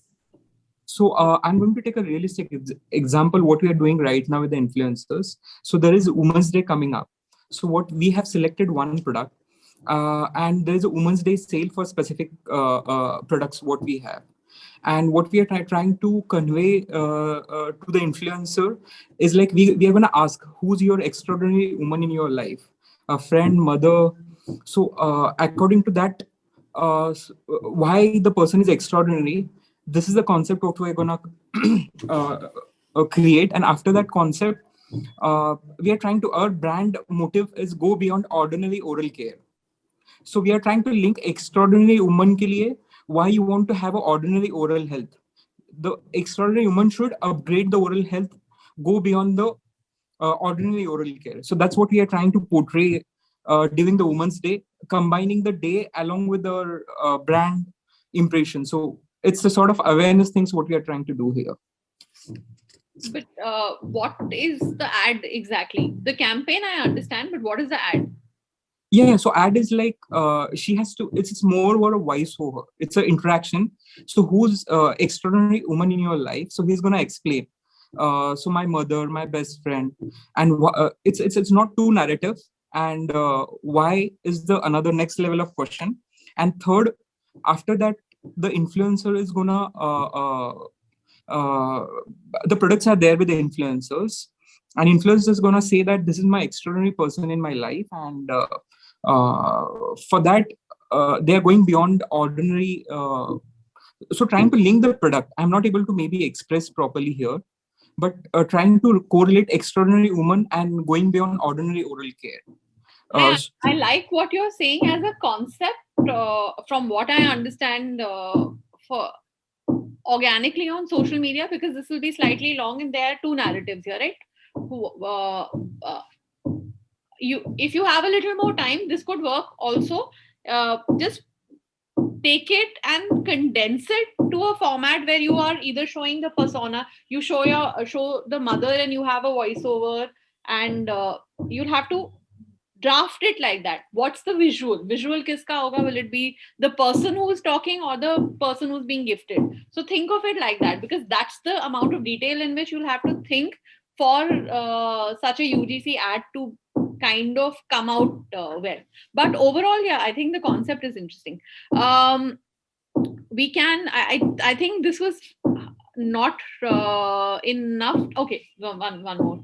Ishani, yeah, go ahead, please. Yeah, so we have a skincare brand which is 100% natural, and we are also suitable to pregnant women and children because it's completely chemical free. So I want to take that angle. So basically, I would want, maybe a mom influencer who says that, after being pregnant, I realized that I shouldn't depend on so many chemicals because it's not good for the baby. Whatever you apply on the skin, it goes inside your bloodstream, etc. So I came across this new brand which is completely chemical free. It's safe, and one of our marquee products is the hair oil, which has around like 14 herbs. So it's something that she can also use, and she applies it on her daughter as well. So that is the storyline that I was thinking about. And how would you want to articulate the storyline within these formats? More like a personal testimonial, personal story. Yes, it'll come under that bracket. Yes. Got it. Yeah, makes sense. Also, it's very good because you're anyway taking by having a mother as the persona that you show, you're automatically ticking the box of safety. That if it's a pregnant woman applying the product, so clean to aap bol hi rahe ho, it must be really good. So yeah, awesome. Sharad, time check. I think we'll. Yeah, we have only 10 minutes, and I think we want to cover the lives. Sorry, Manan. I think we'll move to the rest of the slides. Okay, so this is ad side of things. Now coming to media buying side of things, whitelisting. Now I'm going to be super fast in explaining whatever I'm explaining. So whitelisting is the media intervention you can do with influencers. So essentially, you don't run the campaigns or the ads. You don't launch the ads from your brand channel. You launch the ads from the influencer brand channel. It's why it's great, because it gives you access to a hitherto untapped audience, and when the audience that's invested in the influencer, that believes in the influencer, sees a message, sees content that goes from the influencer, ad from the influencer, the chances of buying are more. The LTV of this person who you acquire through this route is more, but it's a tricky one to manage. And if you can manage whitelisting, nothing like it. It's available on Instagram to some extent, on Facebook. Anybody in US, it's in beta testing in US. You can run it through Spark Ads. It's a long way, but you can do it in the US. Now, in terms of how do you do this? Because this can't be done on barter. People are not going to allow you to run campaigns through their handle. So you could do a content fee plus revenue share. You could do a flat out revenue share with your influencers. Difficult to convince people to do it, but if you can, you've got something solid on your hands. Overall, influencer campaign whitelisting listed campaigns, the efficiencies are greater across various matrices, and the ROAS is better. The quality of traffic is better.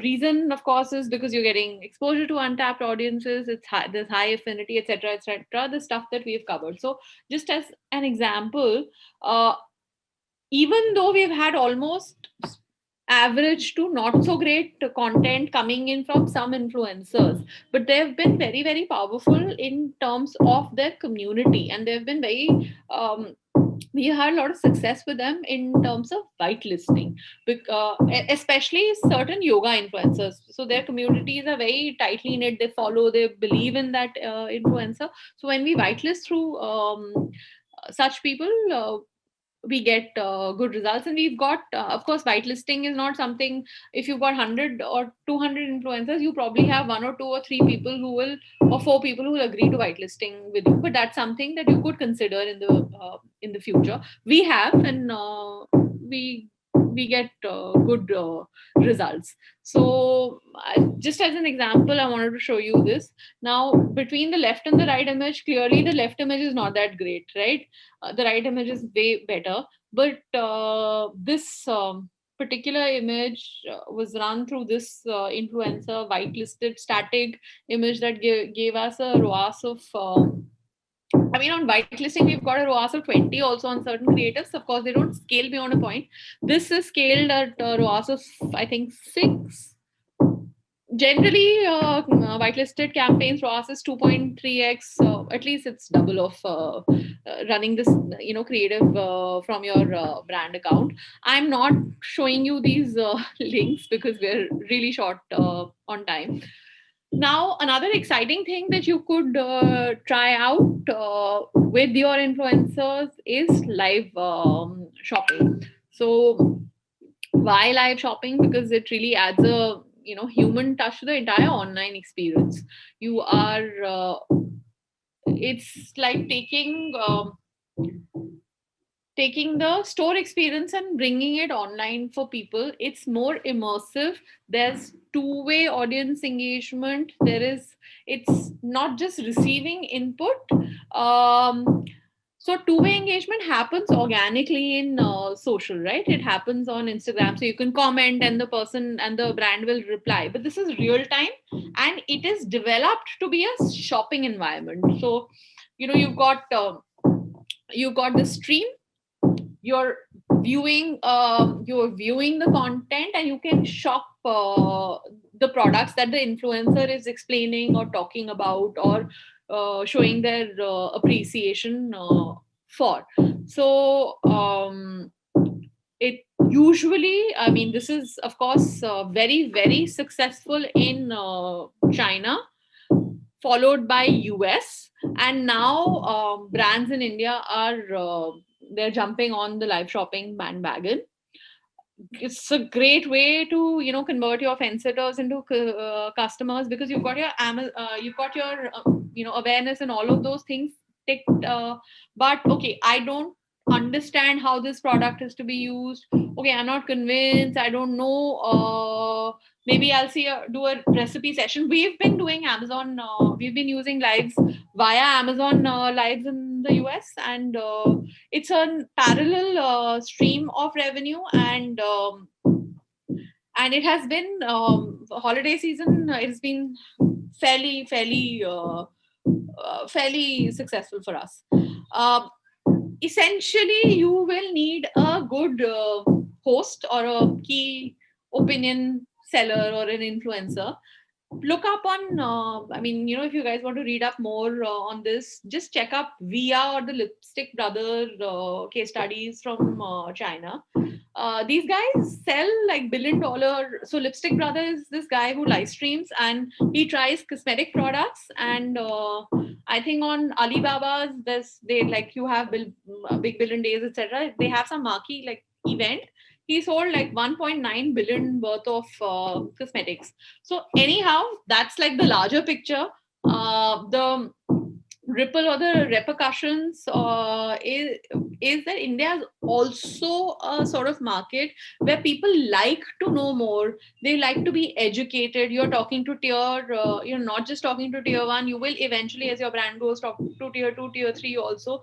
You will need, if you're introducing a disruptive product, you're introducing a disruptive concept, you'll need to have more time with the consumer. So live shopping is a great way. When COVID hit, a lot of brands in the US, like premium brands in the US, so your LVs of the world, Adidas, all of these guys, they didn't have people coming to stores, so they jumped on again. They set up live shopping.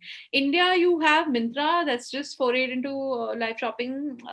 Via M Live. I think September 2021, that's when they started. You've got platforms in India, international platforms are also now available, but it's not like really spoken about. You've got Fireworks, there's more platforms you guys can sort of research. You will need 4 things if you're trying to get this going. You'll need, of course, a platform that's compatible with whatever your website was made on. So if you're a Shopify website, platform compatible with Shopify, you've got to have hosts. So host is where your influencers will come in.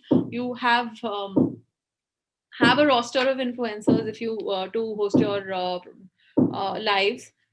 Education, of course, this is this is not a platform where somebody is writing a message on Instagram and you get back to them within stipulated 2 hours. You'll have to have answers immediately. Okay, is this product available in 6 colors? So you've got to have that education piece regarding your product sorted. And yes, among other things, you have built a good offer or a hook for people to come and visit the live. Once they get into the habit of coming and visiting you in the live, so let there be some deals which are literally exclusive, because often what happens with influencer campaigns is we give them codes, right? We give them discount 15.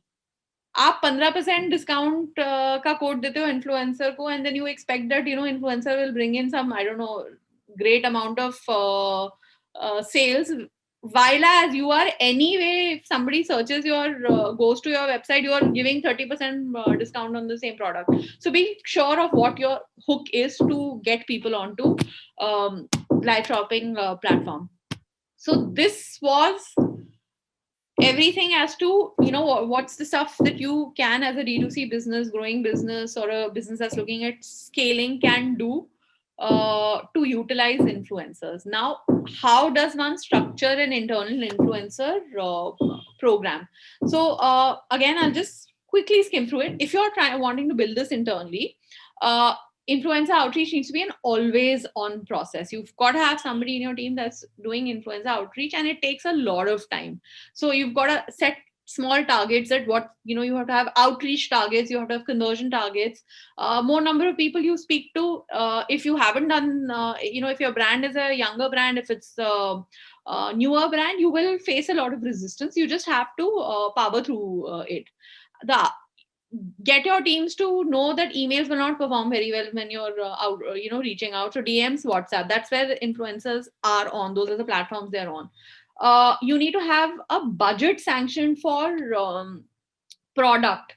So the sample products or PR products that are sent. So have a monthly budget and send out PR kits to people. And when you are sort of just as I've put a structure of an email, you can tweak it whichever way. When you're reaching out and sending something with an end objective of converting that person into a barter influencer, please don't slide that in right away. Just say stuff like, hey, XYZ, I'm the blah blah blah at blah blah blah, and wanted to reach out and say we really love your content. So first, just talk to them about their content and just let them know you'll be thrilled. We'd be thrilled to send you some of our products free of charge, of course, no strings attached. Please clarify that you are not expecting anything. Please send me your address so that I can ship these to you. The products will reach you in X many days. Best ABC, send the product. Then is the time that you ask them for feedback. So how did you like did you try my product? Did you like the product? And then you build the conversation from there. So some of the people, influencers anyway, are very the younger or the younger in their career trajectory. If they like your product, they will post. it may not ideally be what you're looking for, but this is a reach out that I'm talking about. This is an organic thing. You can, after the product has been received, you can, if you're just starting out on barter, you can ask them for feedback and also tell them, would you be comfortable to post video / whatever, you build your deliverable set for us, and we'd love to send you more products, and we can make this an ongoing arrangement. So this is like one way of building. It's slow and steady, but you build it, you build this internally. Now, here again, I wanted to address one question that some people had about going to an agency or doing this in-house.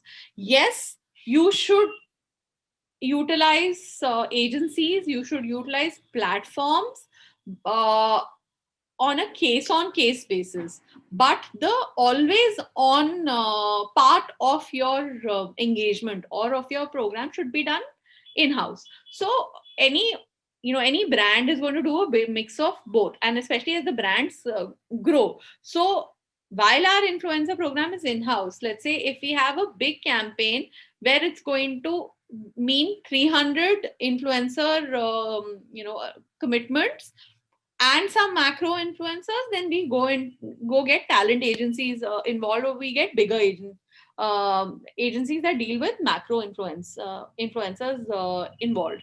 So there are ways to do it. For micro also, you have platforms that you can access. Please utilize platforms. Please, and if you think that to start off, you want to utilize an agency to get your base in place, yes, that's also a great first step. But just know one thing, that you'll have to, at some point, you'll have to have somebody, either your PR person or your influencer person needs to be speaking to these guys and creating a direct connect with them to really build affinity for the product. So this is broadly how you can approach influencer, building the influencer base. Now, when you are engaging, like once the influencer is agreed to do things, you've got barter influencer, macro influencer, whoever, like you are going through the agency, etc., etc. What are the things that you need to be very careful about? Please be clear on when you are, when the deliverables are clear and that arrangement is clear. It's not just a PR activity. Please be clear on timelines and what happens if the content comes in late. So with influencers, timelines, please clarify, because your campaign will come and go and your content will not be there, or the post will not happen. So your whatever your SOP brief, the document is, timelines need to be clear, exclusivity period needs to be clear. It could be 15 days, it could be 30 days, but be clear on this. Then brand has a right of refusal and request for edits. Yeah, please make sure you are clear, because you might get something from the influencer which needs edits, which not good enough, and then your influencer can just say that I've shot it now, please just use this. Usage rights, please get rights to use across all digital mediums. Please make this upfront and be clear about it, because sometimes, okay, I just give you rights to use it on IG, I didn't give you rights to use it on ads. Those kind of confusions happen. And then what happens is, you may think if the influencer sees, we'll tackle it at that time. It just sours the relationship. You don't want to do that. Then raw files, please ask for raw files so that you're able to repurpose the content better and more. And make sure the SOP is detailed. Make sure the terms and deliverables are, whatever you may be discussing, maybe your influencer manager is discussing, PR manager is discussing, it could be on phone, etc., WhatsApp. Make sure it's on, there has to be an email with this on record and in writing. Try if you can, sign just make a one-pager contract format and just see if you can ensure that for everybody you just have that signed. Just helps as a, works as a deterrent for people not adhering to, commitments and deliverables. How detailed now should a brief be? Definitely cover the basics. So overall, if you, some of the brands may have a, detailed brand guideline, please send it. Send the product USP and the particular product you want them to promote or create content for. Send the overall brand USPs. I'm just writing brand USPs, basically what differentiates your brand from the competitors and what is so unique about your brand. Now, these first three things that I've mentioned, these are hygiene. You send them. The influencer may not read in detail 1 and 3, but they'll read 2. Detailed script, short by short breakup, references. If possible, find references from their own feed which are close to what you want to achieve. So then it's clearer for the influencer to understand, okay, this is what I want, I need to do. Guidelines on clothes, makeup, lighting, just about everything. Hashtags, captions. Again, please be as detailed as possible. I'm going to just quickly show you. I mean, I can't go into each of these things. This is so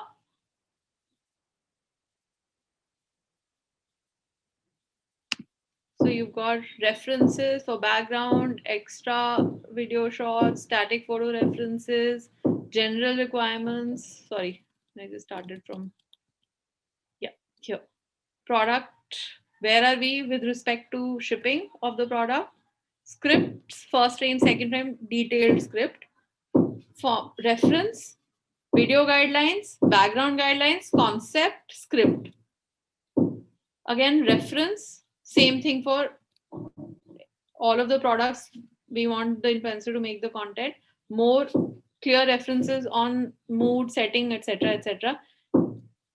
Static photo references, general requirements. So this is how detailed, I mean, we send out our briefs. The more detailed your brief is, usually it'll, I mean, with barter influencers, you don't have to be so detailed about the briefs. But for anybody you're paying, please be detailed, because especially in India, the quality of influencers varies.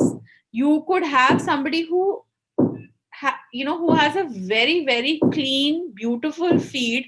As soon as you expect them to emote or write descriptions on their own, there will be grammatical mistakes, or they may not be articulate enough. They may forget what to, I mean, they may not cover the right USP. So be very, very clear. If you had to choose between letting them be creative versus being stifling their creativity a bit, please, I would say stifle their creativity, provided you have you've got some great creative person in the team who's working on these things. Otherwise, it becomes a little difficult. And yes, we are at the end of the session already. I think 9 minutes over time.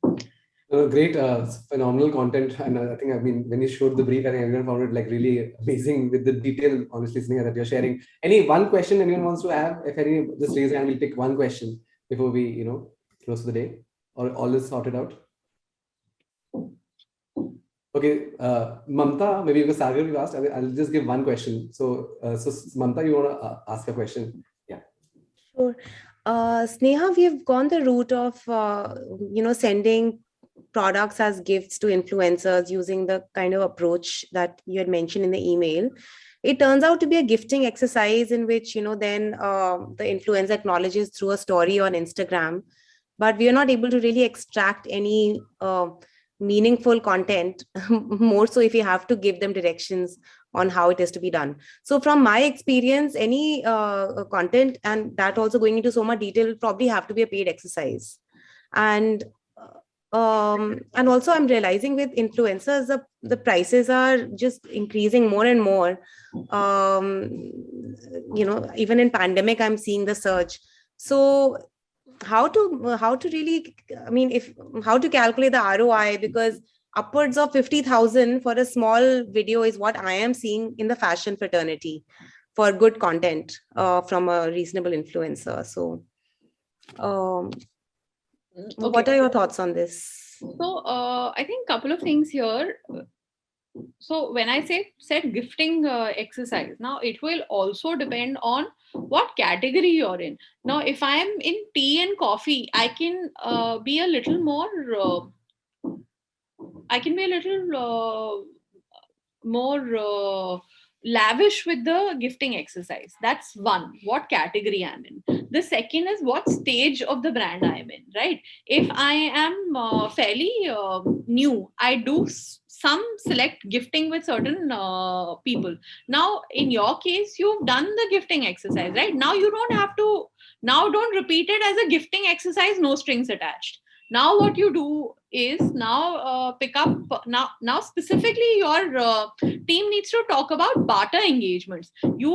It's upfront that you're looking at content, and barter is not that you're not asking them to do it for free. So you're going to give them product worth X many rupees, and in lieu of the product, you get people to create content.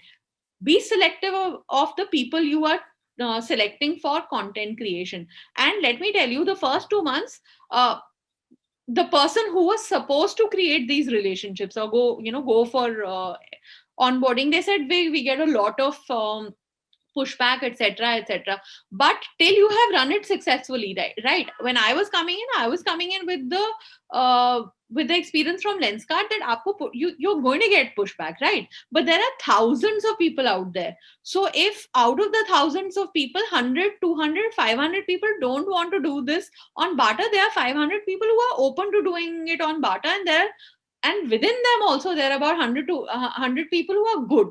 So keep at it on barter, and on barter again, be clear on what kind of content you're looking for. You can't get this detailed because barter mein itna detail mein to they will also not give you content, right? So then your funnel then further gets reduced. You find content coming from 10 people, that's brilliant. Incentivize those 10 people. Your barter to paid ratio, right? A person who creates great content came to you through barter, then you decide, okay, I want a lot more content from this person, will charge you 5,000 a piece, like 5,000 a pop for a video. And these are actually, if you reach out to people, they're going to give you these kind of rates versus a 50,000 when you're going to a macro. But that funnel it's again it's an acquisition funnel. So go to barter, then see who's creating good content and is willing, then incentivize them by paying it. Because see, no influencer wants to remain a barter influencer for any brand. So that's something that you have to understand. Barter, why do we want to do barter? Because we want to minimize or mitigate our risk. Problem is not that brands don't have 20 lakhs or 10 lakhs or 1 lakh to spend. The problem is they know that it's a very subjective thing.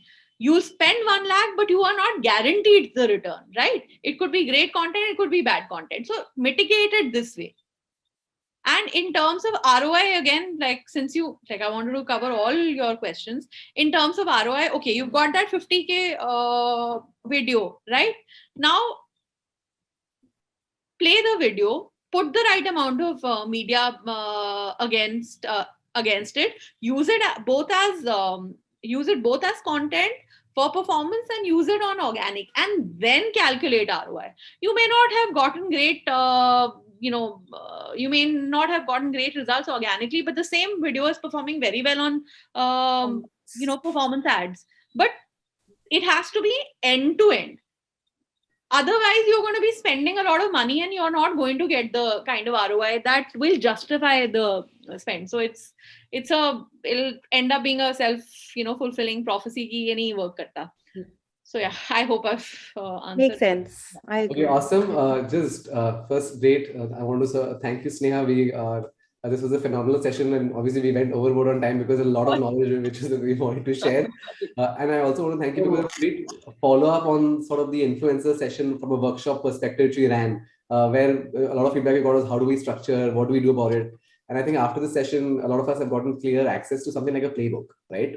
Who do we use as an influencer? What do we make them do? How do we design their brief, specifically in the detail what we should be telling them? And then how do we measure something like this, right?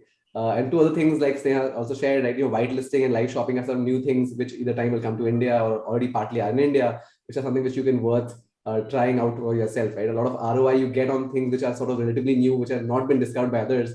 So at one point, it might be early on as a trial might be helpful for you to do. So that being said, Sneha, thank you for doing this. We have a way to say thanks to you, or everyone in the video. First, they turn on their video, they unmute themselves, and then we play a little background music. Sneha, so you can join us in that little ritual that we do. So, like, I just play some background music here. I hope I'm audible. Everyone just turn on your videos. We put our hands in front, Sneha. So it's pretty simple. You can join us. So put your hands in front. I'm very wary of what we're going to make in which we do, okay? And we do a countdown between 3, 2, 1, and then we say go team. Okay? 3, 2, 1, go team. Go team, everyone.